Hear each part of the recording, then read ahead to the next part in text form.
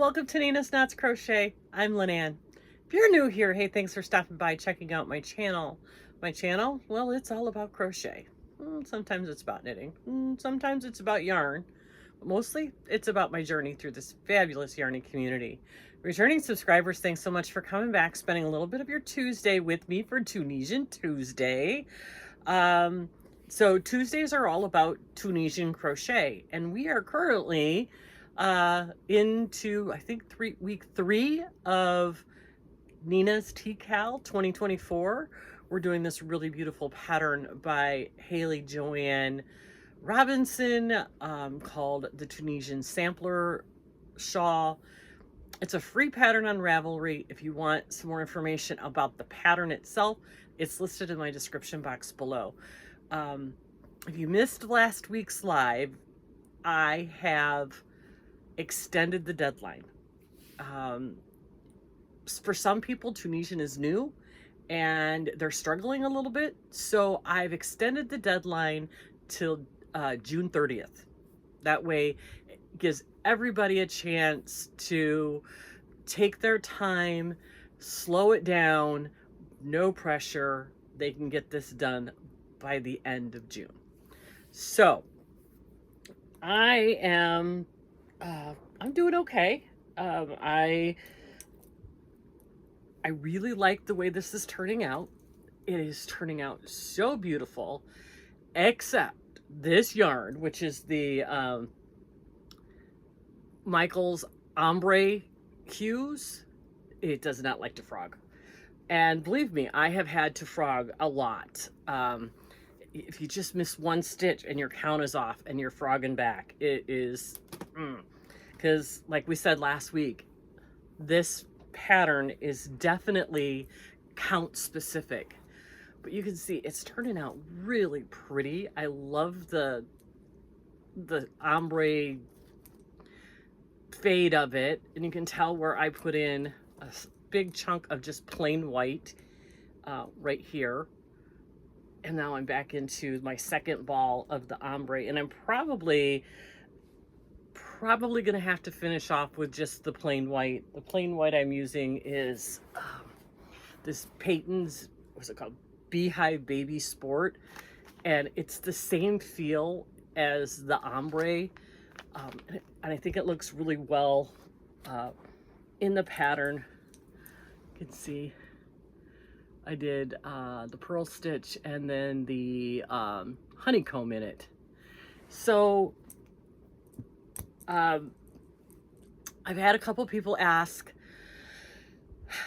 how to do the color changes. Like I am on section 7, maybe 9. What section am I on? 9, which is the section called two-tone. And there's a section before that where you're changing colors, and somebody had asked in the live if I would do a tutorial on how to change colors. So I'm going to pop that in here. It's going to be short because there's really not much to it. It's almost exactly the same way as if you were doing a color change in traditional crochet.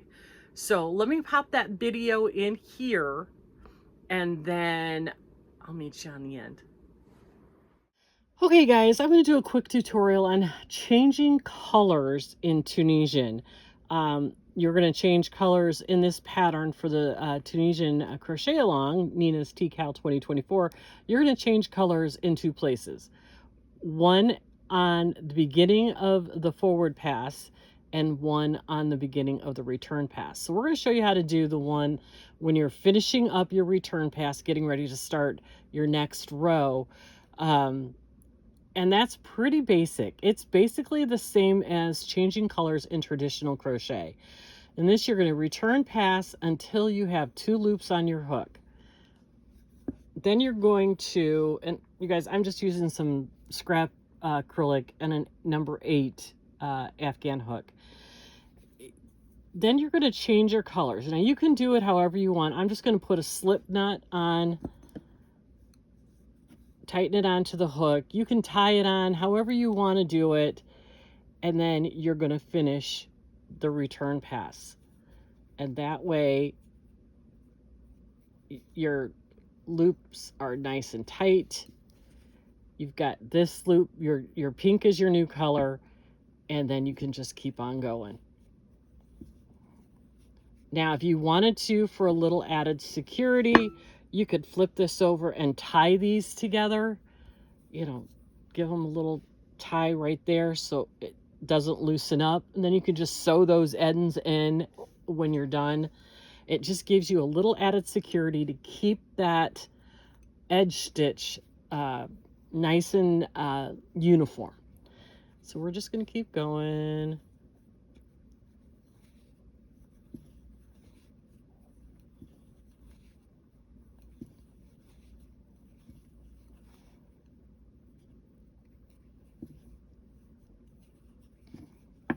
Do our return pass. And remember, when you get to the end, you're going to stop when you have 2 loops on your hook.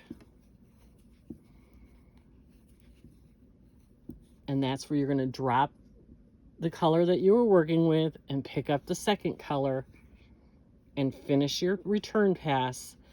Give that a little tug so that neatens up that stitch a little bit. And there you go. Your orange is now your main color again, and you're going to do your forward pass.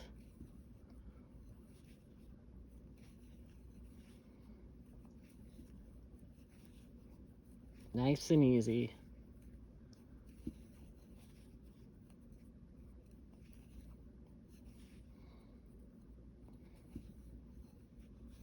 And that's what that looks like. You can see you have a solid orange and a solid pink. Now, when you're going to change at this end so that the contrast color is going to be the return pass, you're going to go ahead and you're going to finish it like you normally would.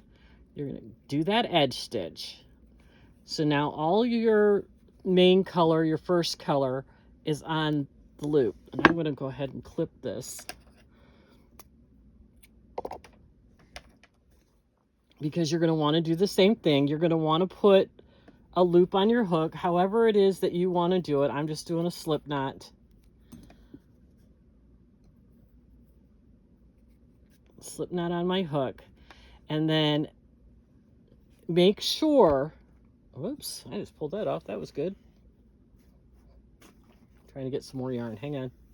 I've got a knot. Oh, that's not good. All right, there we go. Should be enough. Make sure that you're keeping the tension on this last loop so that you don't lose your edge definition. Then you're going to do your chain 1. And now the pink becomes your major color, right? And if you want to, you can go ahead and give this a little tie down in here so that that stays nice and tight. Don't make this too tight. And I think I just did it again. I want to undo that because I made that too tight, because when you're coming back the other way, you're going to want to be working into that. And if that knot is too tight, you can't get in there with your hook. That makes for a frustrating row pass. So let's try this again. Not too tight.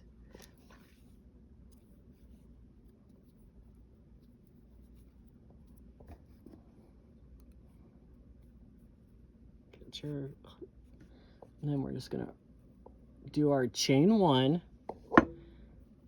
Give this a little bit of a nice light knot. Nothing too tight. Because you're going to need to be able to get into there. Give it a little bit of security, right? And then you're going to do your return pass all the way down. Hey, go away, you. Ends everywhere, right?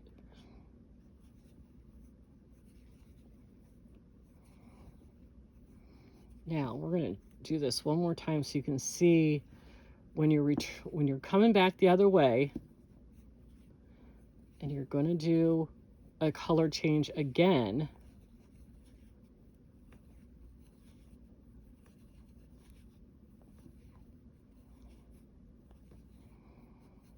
Okay, since we were pulling up loops in the color orange, your front loop is going to be the orange, but your back loop is going to be the pink. So you just go in there, and there you go. You have a orange and a pink. Just make sure that that's where you want that knot, not too tight, not too loose. Once you're in there and got that first row done, if you want to give that a little extra tight knot, you can. You don't have to. It'll stay secure until you're ready to sew in your ends. So now you've done your full return pass, but you can see on the edge stitch, because you were pulling up loops in the orange is front, the pink is back. Then you're going to change colors by yarning over and pulling through one. Make sure you give it a little tight so it's a decent edge. Do your return pass as normal.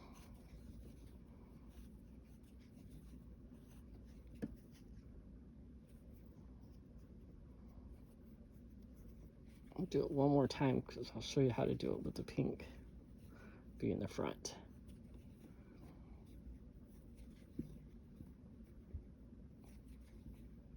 And now we're going to do forward pass.